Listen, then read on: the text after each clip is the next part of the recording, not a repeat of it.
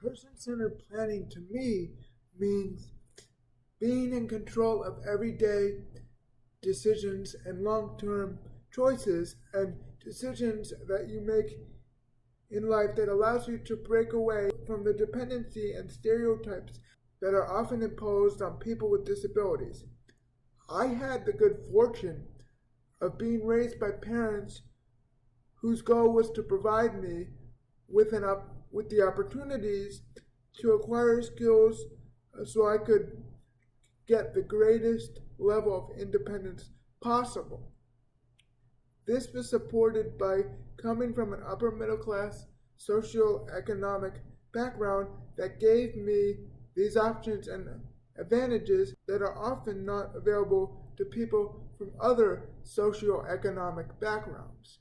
As a result, I believe my life allows for person-centered planning and has given me the ability to live very independently in a great apartment in a safe urban community.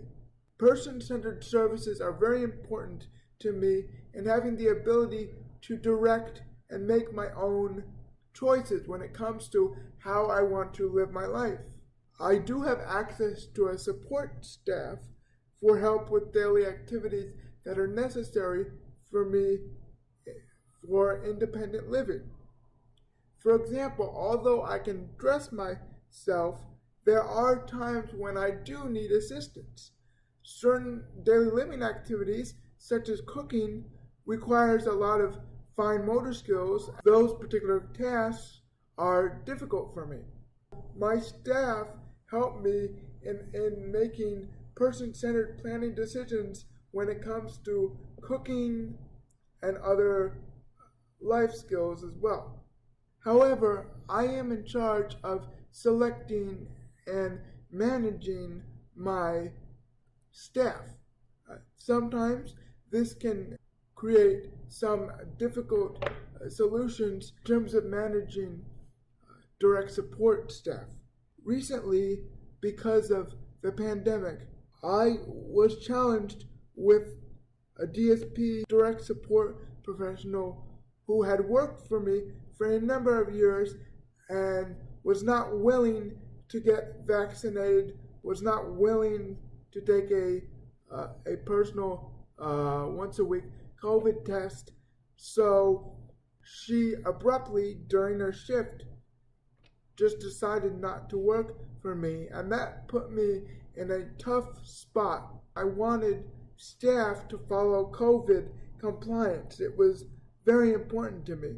Before the pandemic, distancing and all shutdowns and all the restrictions that have forced people to have minimal opportunities to socialize or even participate in person at work, I was very active and always on the go in terms of socializing.